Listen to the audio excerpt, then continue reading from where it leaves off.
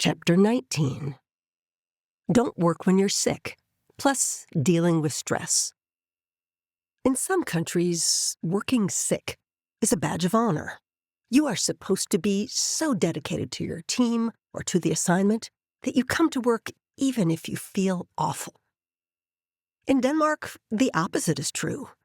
If you feel you've got the beginnings of something that could be contagious, you are considered a better team member if you stay home that day and care for your health.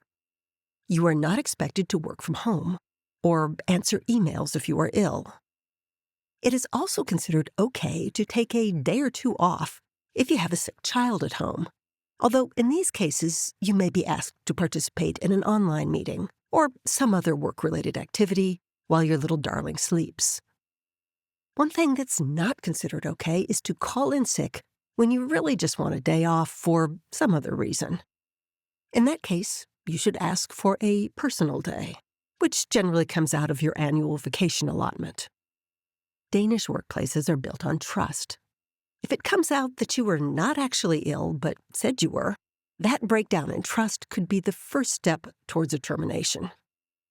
Maybe you know in advance that you'll need some personal time off from work, say if relatives are coming to town, or if you have an important religious holiday.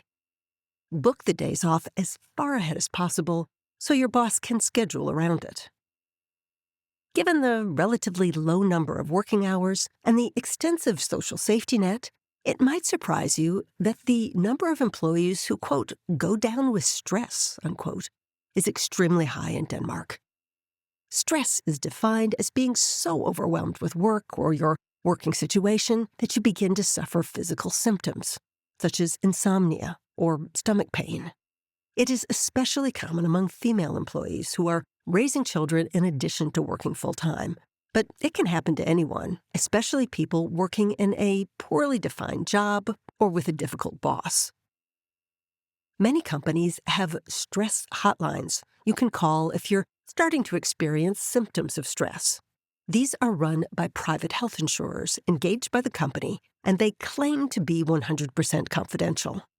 If you're feeling overwhelmed, call them earlier rather than later. The goal is to treat your stress before you fall apart entirely and have to take time off from work.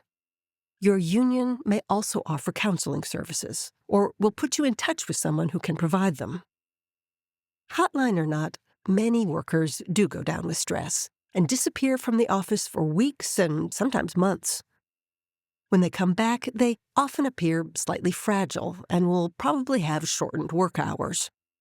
Try not to be cynical about people suffering from stress, or point out that hungry people in your home country know what stress really is. Stress is taken very seriously in Denmark.